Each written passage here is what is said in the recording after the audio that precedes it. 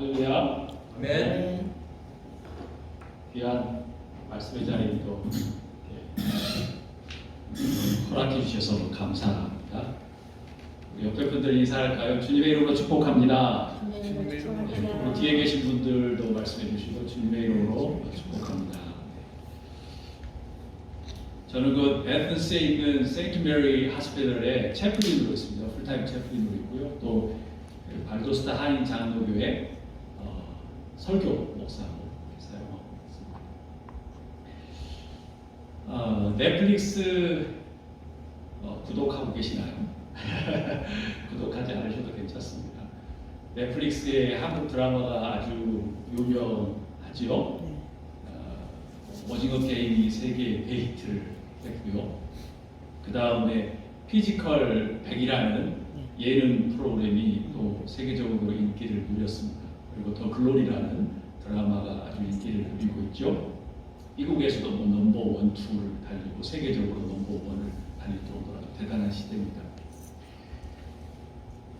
더 글로리까지 뭐 아주 너무 인기가 좋다 보니까 한국인으로서 조금 입꼬리가 올라가고 어깨가 좀 들썩들썩한 것은 어찌할 수 없나 봅니다.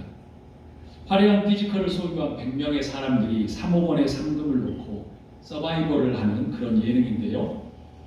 큰 재미가 있었지만 저는 개인적으로 조금 미묘한 감정에 사로잡히게 되었습니다. 왜였을까요? 사람들은 어떤 목표를 가지고 열심히 살다 보면 그 목표에 따라서 인생의 길이 달라집니다. 목표를 이루는 과정에서 소수의 사람들은 성공이라고 그래서 박수를 받으며 또 환호성을 받고 대중의 부러움을 받게 되죠. 그런데 반대로 그 사람들과 반대로 대다수의 사람들은 성공과 그리고 아주 무관한 부자연스러운 감정의 소용돌이에 빠집니다. 상대적인 박탈감, 그리고 열등감, 불안감, 그리고 우울감 같은 것이겠죠. 포스트 모던 시대를 사는 우리들에게 부러움의 대상은 무엇일까요? 감탄할 만한 피지컬, 얼짱, 미모, 모두 알아보는 인기, 그리고 경제적인 자유의 부흥, 넘사벽의 집안들, 또 무엇이 더 있지요? 어설픈 동네북과 같은 권위가 높거나 정치인들은 논외로 하구를 원합니다. 거기는 말할 거리가 없는 것이죠. 이런 부러움들의 공통점이 있다면 무엇일까요?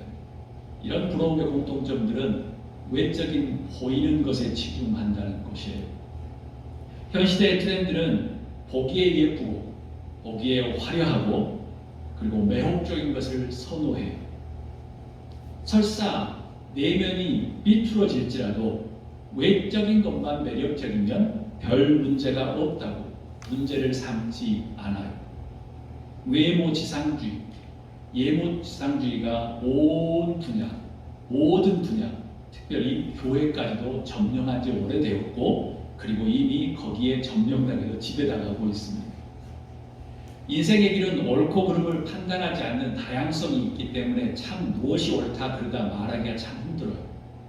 화려한 브로드웨이를 걷는 길, 쭉 뻗은 고속도로와 같은 길, 그리고 고불고불한 산길, 거친 비포장길, 개척해야만 갈 수 있는 밀림의 길들도 있죠. 다양해요. 비유하자면 인기와 명성을 위한 길, 성공을 위해서 빠르게 가야 하는 길, 여유롭게 주변을 즐기는 길, 어려움에 부딪히며 이겨내는 것을 쾌감을 느끼는 길, 그리고 미지의 세계를 도전하는 길, 다양하다는 것이죠. 그래서 옳고 그름이라는 건 참 판단하기가 힘들어요. 여러분은 지금 어느 길 위에 서 있습니까? 평생을 어떻게 사셨나요? 아니면 20대, 30대, 50대, 70대, 80대 어떤 길 위에 서 있으십니까? 혹시 소수의 성공과 인기를 위한 줄서기 후미에서 지금 버티고 있지는 않으신가요? 조금 더 유명해지기 위해서, 조금 더 알아보기 위해서, 조금 더 많이 모이기 위해서. 현 시대 교회들과 신앙인들은 어느 길 위에 서 있을까요? 중국 남송의 학자 지양이 주변 국가들과 동맹을 맺으면서 그 동맹과 배신의 그 시대적인 그 난국의 상황들, 그 상황을 보면서 이렇게 표현했어요. 진리학이 동상이몽이라고 표현했어요. 여러분도 잘 알다시피 이것은 어떤 의미냐면 같은 침상에 있을지라도 서로 다른 꿈을 꾼다는 이야기예요. 겉으로는 수긍하는 것처럼 이해하는 것처럼 말하는데 조금 지나고 오면 다르게 행동한다는 거예요. 다른 생각을 가지고 이상하게 엉뚱한 행동을 한다는 겁니다. 복음서에서 예수님은 사람들에게 인기가 참 많았어요. 많은 사람들이 삶을 뒤로하고 예수님을 따를 정도로 대단한 인기를 누리는 분이셨죠. 예수님은 그들에게 하나님의 나라를 가르치셨고 상하의 심령들을 치유하셨고 또 교육하셨어요. 병든 자들을 또 고쳐주기도 하셨죠. 그런데 당시에 예수님을 따르던 사람들은 어떤 기대와 계획과 소망을 가지고 예수님을 따랐는가? 그게 저의 궁금증이에요. 저의 퀘스천 마크예요. 그래서 오늘 말씀을 시작하게 됩니다. 즉 진리학이 묘사했던 것처럼 혹시 예수님과 그들 사이에 동상이몽은 아니었을까라는 게 저의 궁금증 퀘스천이었습니다. 여러분 그냥 듣지 마시고 여러분 머릿속에 퀘스천을 아주 많이 만드셔야 돼요. 그렇지 않으면 마당만 밟고 지나가는 사람이 되기 때문에 그래요. 예수님이 나귀를 타고 예루살렘에 오실 때 군중들이 종려나무 가지를 들고 호산나 호산나라고 외쳤어요. 그들이 예수님을 반겼던 목적은 다양했습니다. 어떤 사람들은 예수님이 유대인의 왕이 되기를 바라는 그렇게 바랬던 제자들도 있었고요. 또 그런 사람들도 있었어요. 로마를 정복하고 식민지였으니까 로마를 정복하고 독립시키실 분이라고 추앙했던 사람들도 있었어요. 그리고 가난과 억눌린 현실을 바꿀 혁명가로 믿는 사람들도 있었어요. 영적인 메시아를 기다렸던 신앙적인 어떤 그런 사람들도 있었어요. 그런 사람들이 섞여 있는 상황에서 예수님을 호산나라고 외쳤죠. 진정 그곳은 동상이몽의 현장이었어요. 21세기 8년대 포스트 마더를 살아가고 있는 교회들과 신앙인들은 다를까요? 제가 보기에는 그때보다 더 심하죠. 그러면 이제부터 퀘스천 마크가 더 많아져요. 오늘 본문 말씀이 마태복음 26장 31절에서 35절 한 목소리로 읽도록 하겠습니다. 시작.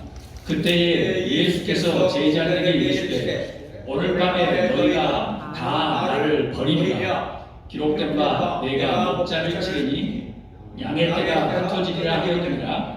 그러나 내가 살아난 후에 너희보다 먼저 갈릴리로 가리라. 베드로가 대답하여 이르되 모두 주를 버릴지라도 나는 결코 버리지 않겠나이다. 예수께서 이르시되 내가 진실로 내게 이르노니 오늘 밤 다 묻기 전에 내가 세 번 나를 부인하리라. 베드로가 이르되 내가 주와 함께 죽을지언정 주를 부인하지 않겠나이다 하고 모든 제자도 그와 같이 말하니라. 아멘. 예수님의 수제자라고 했던 그 베드로는 어떤 길을 걷고 있었을까요? 이 말씀을 통해서 생각을 해보셔요. 예수님과 함께 동일한 꿈을 꾸고 있었나요? 이 말씀으로 보면 전혀 아닙니다. 동상이몽이에요. 예수님이 너희는 나를 다 버리리라고 이야기할 때 또 이야기하시죠. 너희는 나에게 실망을 하고 갈릴리로 갈 텐데 나는 너보다 더 먼저 가서 갈릴리로 갈 것이라고 이야기해요. 그런데 베드로가 성질 급한 베드로가 이야기해요.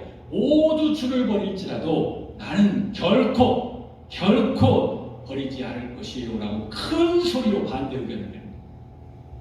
예수님은 기분이 좋으셔야 되는데 기분이 결코 좋으신 게 아니에요. 동상이몽입니다. 예수님이 도리어 이야기하시죠. 오늘 밤 다 굴기 전에 내가 한 번도 아니라 세 번 나를 부인할 것이다. 아주 초치는 말씀을 하세요. 제자를 믿지도 않으신 거죠.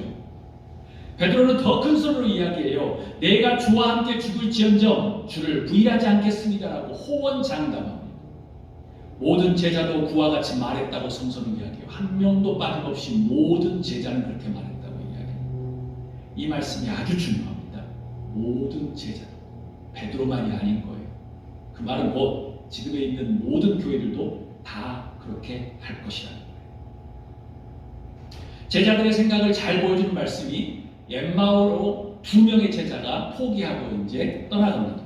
그때 누가복음 24장 19절에서 21절에 잘 나와 있어요. 제가 읽습니다.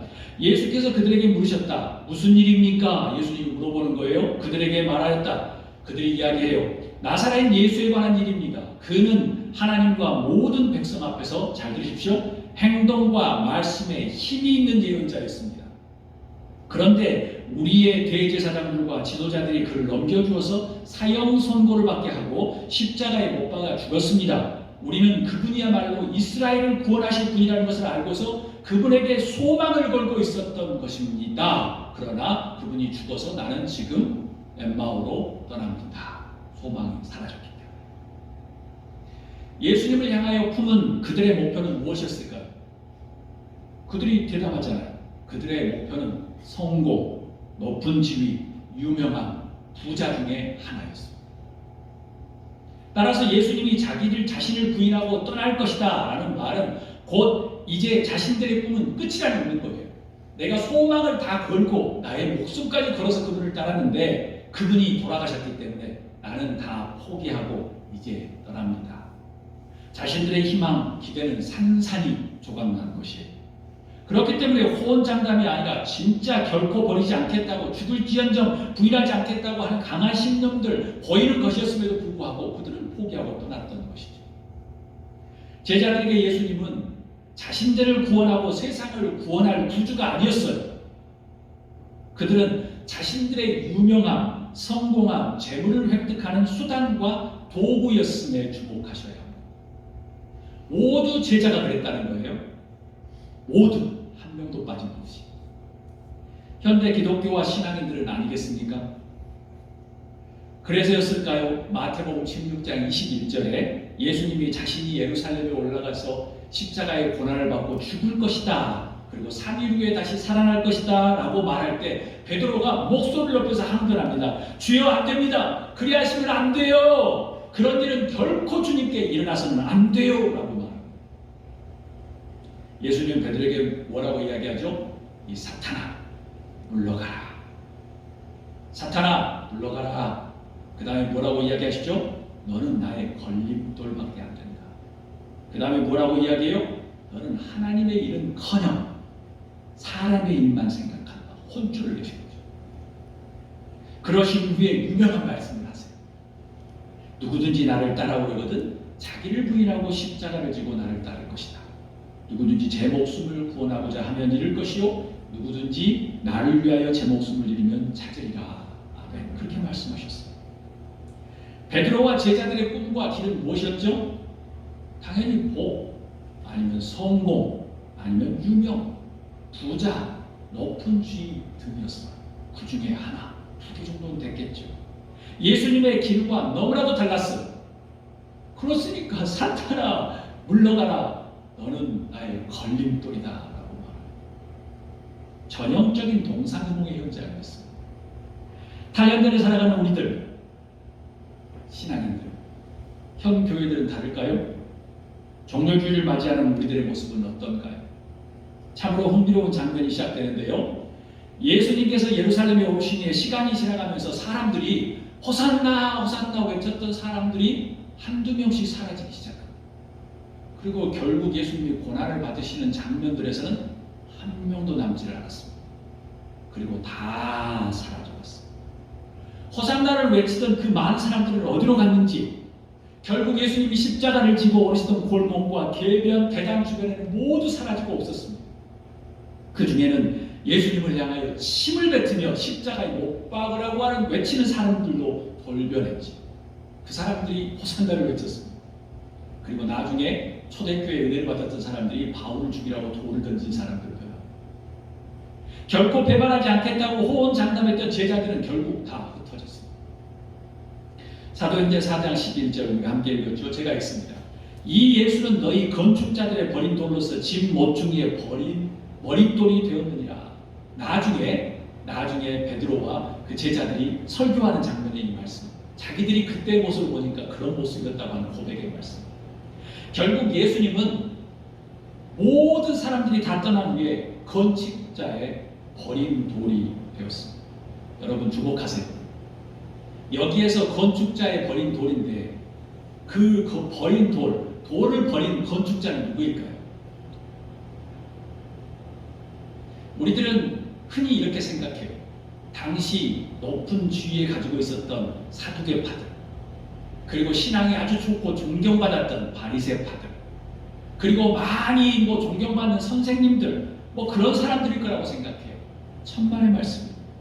예수님을 버린 건축자들은 누구였냐면 예수님을 따르는 제자들이었어요. 그리고 호산나 호산나 외쳤던 수많은 사람들이었어요. 그 사람들이 예수님을 버리는 것이에요. 예수님의 카운터 안에는 자기를 죽이려고 했던 사람들은 카운트에 들어간 것이 아니라 호산나 호산나 외쳤던 그 사람들이 자기를 버린 거예요. 배반인 거죠. 당시에 예수님의 고난과 죽음의 상황이 지금 21세기 탈현대 포스트 마던 시대를 살아가는 시대와 유사하다고 하면 예수님을 버렸던 나중기는 돌로 버린 사람들은 누구냐면 21세기 지금 현재 교인들이고 저를 포함한 신앙인들이 예수님을 버리는 것입니다. 왜였지요? 그들에게 예수님은 높은 지위에 올라가는 것, 유명하게 되는 것, 능력이 있는 것, 복을 주시는 분으로 남아 있어야 했기 때문에 절대 고난받고 십자가에 처형되어서는 안 된다는 말씀이에요.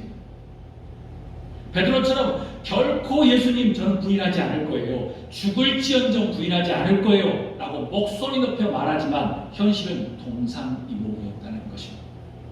그들은 자포자기 속으로 사라지고 말았죠. 그런데 여러분, 반전이 시작됩니다. 반전. 하나님은 그렇게 물러나실 분이 아니죠. 예상바다니 아주 감사하게도 예수님이 걸어가신 그 고난의 길, 십자가의 길, 아주 외로운 자리, 그 외로운 자리를 지킨 사람들이 있었어요. 다 떠나갔지만 예수님을 사랑으로 따랐던 소수의 사람들. 흥미롭게도 그들은 예수님이 유대인의 왕이 되고 나라를 구하는 어떤 혁명가가 되고 높은 자리를 올리신 그런 것에 전혀 관심이 없었던 소수의 사람들이 있었어요. 그들은 다만 예수님을 그냥 존경한 것뿐이에요. 그냥 예수님을 사랑했기 때문에 그냥 예수님이 죽어가는 그 마지막 길을 그냥 따라간 것이에요. 그 소수의 사람들은 신실하게 그 건축자들의 버린 돌을, 그 돌이 외로워할까봐 그냥 그 외로운 길을 따라간 길이에요. 그냥 그 걸음이에요. 그들은 예수님의 고난과 죽음을 발 밑에서 지켰을 뿐만 아니라 예수님의 부활이 있었을 때 제일 먼저 보았던 사람들. 중요한 것은 그 소수의 사람들은 제자들과 따르던 무리들과 아주 달랐어요. 동상이몽이 아니었죠. 그들은 성공과 인기나 재물의 목표를 두는 것이 아니라 겉모습과 외모 지상주의나 성공 지상주의에 관심이 없었어요. 그냥 도리, 예의를 지킨 거예요. 그냥 신의를 지킨 거예요. 저의 묵상을 통한 궁금증은 여기서부터 더 시작돼요. 과연 외모 중심, 성공 중심, 바벨주의, 만몬주의, 그런 문화를 역행하는 길은 없는 것인가? 모든 교회들이 막 그렇게 줬잖아. 신앙인들도 말하는 거 보면 날마다 돈 이야기, 유명 이야기, 잘 되는 이야기밖에 없는데 교회도 크게 지어야 돼. 모두 다 배반하고 도망가야만 할까? 질문에 꼬리를 물어보았어. 그런데 감사하게도 그 겉모습의 크기와 성공과 인기와 부자에 관심을 갖는 것보다 내면적인 행복과 자연을 추구하는 사람들이 곳곳에 많이 있다는 것을 깨닫기 시작했어요.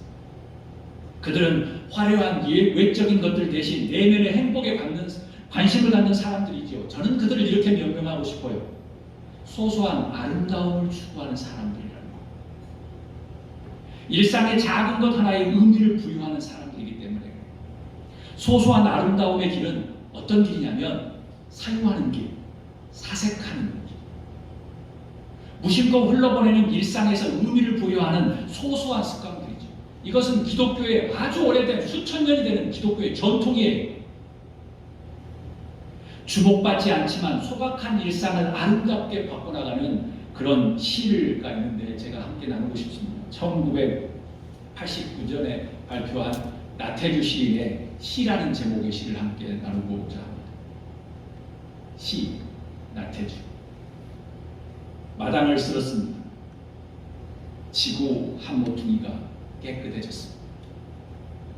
꽃 한 송이 피었습니다. 지구 한 모퉁이가 아름다워졌습니다. 마음속에 시 하나 싹 텄습니다. 지구 한 모퉁이가 밝아졌습니다. 나는 지금 그대를 사랑합니다. 지구 한 모퉁이가 더욱 깨끗해지고 아름다워졌습니다. 시인은 자신의 인생관을 작은 일이 큰 일이다 라고 말합니다. 작은 일이 큰 일이다. 현 시대 트렌드를 무의식적으로 쫓는 사람들의 마당은 분명히 크고 화려한 성공으로 박수치는 무대일 거예요. 지구 행성을 지키는 막 독수리 오행자처럼 막 저 산에 올라가서 고지를 점령하고 막 크게 짓고 성공하고 돈을 많이 모으고 뭐 유명한 것이 되어지는 것, 독수리 오행자처럼 지구를 지키는 것일 거예요. 수많은 목사들도 다 그렇게 설교하죠.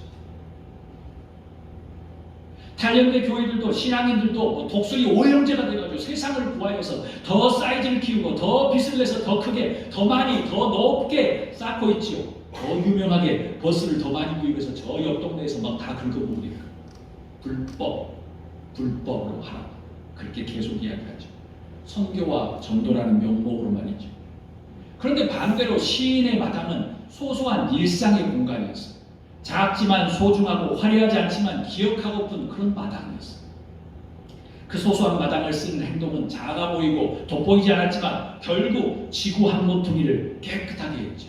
그리고 그 지구 한 모퉁이에서 꽃이 피어나고 마음속에 씨가 싹트고 지구 한 모퉁이에서 비친 아름답고 밝은 빛은 마침내 사랑의 싹을 틔웠지요. 지구 한 모퉁이를 쓰는 자가 진정 행복한 사람이었던 것이죠. 주목받지 않더라도 오래도록 기억하고픈 꽃, 시, 사랑이 그곳에 있기 때문이죠. 남에게 들키지 않고 싶은 아주 소소한 일상의 아름다움.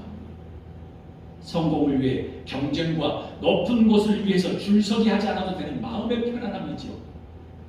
예수님의 십자가 밑과 그 빈 무덤을 지켰던 그 소수의 여인들과 한 명의 제자, 그 사람들, 그 소수의 사람들은 이런 사람들이었어요. 소소한 아름다움의 길을 걸어갔던 사람들. 그들은 신실하게 십자가의 밑과 그리고 빈 무덤을 지켰을 뿐이에요. 그들의 관심은 유대인의 왕이나 높은 자리나 혁명가나 등등 거대한 목표나 성공이나 승리를 위해서 예수님을 지킨 것이 아니에요. 그들은 제자들과 다른 사람들의 의도와 목적이 달랐지요. 단지 그들은 자신이 할 수 있는 것, 십자가의 밑과 빈 무덤에 예수님이 오래 외롭지 않도록 그냥 자기가 속한 그 작은 마당을 쓸었던 것이에요. 결국 그들의 신실한 사랑은 외롭게 바닥에 놔두는 돌이었던 예수님을 지켜냈지요. 특히 소수의 그 여자들의 용기 있는 섬김으로 지구 한 모퉁이가 깨끗해졌고요. 부활이라는 꽃을 피워냈어요. 그들이 쓸어놓은 그 지구 한 모퉁이에 예수님은 인류를 구원하실 그 구원의 그 지구 한 모퉁이의 코러스톤 모퉁이돌이 되셨지. 마태복음 25장에 예수님의 비유로 말씀하십니다. 목자가 모든 민족을 양과 염소로 구분할 것이다. 그리고 양쪽에 속한 사람에게 이야기합니다. 왕이 내 아버지께 복을 받은 자들이여 나와 창세로부터 너희를 위하여 예비된 나라를 상속받으라 라고 이야기해요. 이유는 무엇이었죠? 내가 주일 때에 너희가 먹을 것을 주었고 목마를 때에 마시게 하였고 나그네 되었을 때에 영접하였고 헐벗을 때에 옷을 입혔고 병들었을 때에 돌보았고 옥에 갇혔을 때에 와서 보았느니라. 불행 중 다행으로 아가페 미션이 하는 일과 똑같네요. 감사합니다. 양들 쪽에 섰던 의인들은 이렇게 이야기해요. 주목하십시오. 양들 쪽에 섰던 의인들은 이야기해요. 잘 모르겠는데요. 기억이 없습니다. 여기서 중요한 건 기억하지 못하리라. 만약 그것을 기억하면 양들 쪽에 속할 수가 없습니다. 무슨 말이냐면 used to 날마다 그냥 많이 하는 것이어서 기억을 못해야 되는 거예요. 이것도 했고 저것도 했고 저것도 했고 기억을 하게 되면 양쪽에 속할 수가 없는 겁니다. 그래서 물어봅니다. 아니 나는 기억이 안 나는데요. 그러니까 임금이 이야기하는 거예요. 내가 진실로 말하노니 너희가 여기 있는 형제들 중에서 지극히 작은 자에게 하나에게 한 것이 곧 내게 한 것이라고 이야기해요. 저는 이런 상상을 해보았어요.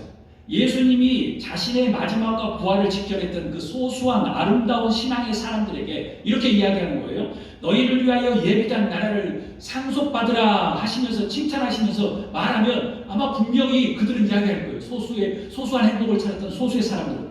왜 주님? 왜요 주님? 저희가 무슨 대단한 것을 했나요? 저희는 제자들도 아니었는데요.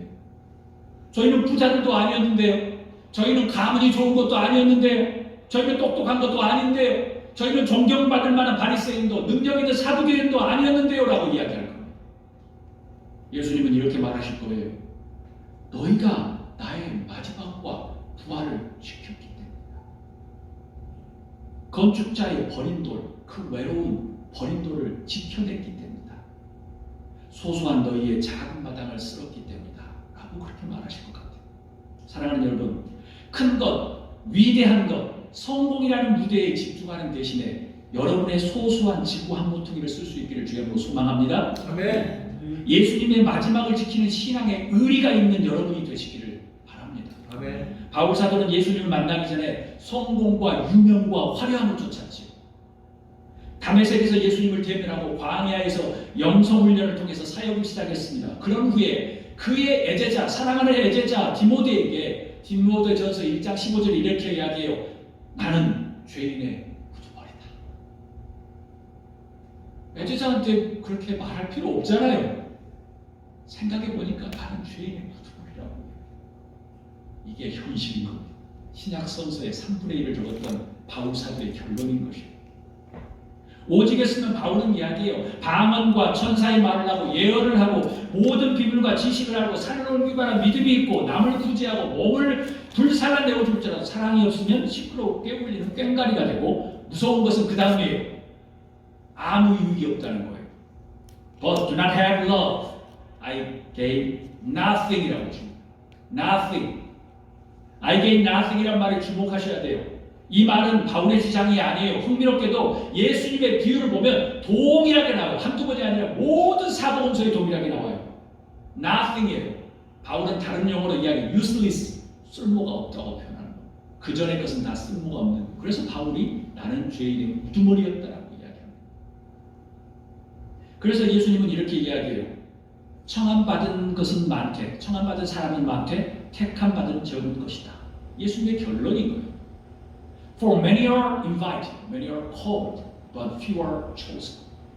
아주 chosen은 적을 것이라고 이야기합니다. 여러분, 예수님은 숫자로, 크기로, 양으로 일하지 않으세요. 환호성을 치던 대부분의 사람들이 떠나고 도망간 후에 소수의 사람들만 십자가를 지켰고 그들이 부활을 맞이해요. 그들에게 십자가의 죽음과 부활을 선물로 주셨죠. 제자들이 도망간 후에도 실패와 좌절과 포기 속에서 호언장담과 신념과 욕망과 지식과 경험들이 제로, 아주 땅바닥에 쳐가지고 모든 것이 다 제로가 됐을 때 하나님은 그들을 다시 일으켜 세우셨죠. 주목하십시오. 그런 후에 제자들을 영광의 자리에 올리셨나요? 영광의 자리에 올리셨나요? Never 그런 적이 없으세요. 올리지 않으세요. 절대 올리지 않으세요. 도리어 그들을 용기 있게 행복한 모습으로 십자가를 지고 거꾸로 매달려 죽게 하셨죠. 세상의 시각으로는 실패예요. 그렇지만 하나님의 시각으로는 하나님의 뜻을 성취하는 것이에요. 왜요? 그게 곧 하나님의 계획이기 때문에 그래요. 결코 버리지 않겠습니다. 결코 부인하지 않겠습니다라고 호언장담했던 그들은 모두 떠났어요.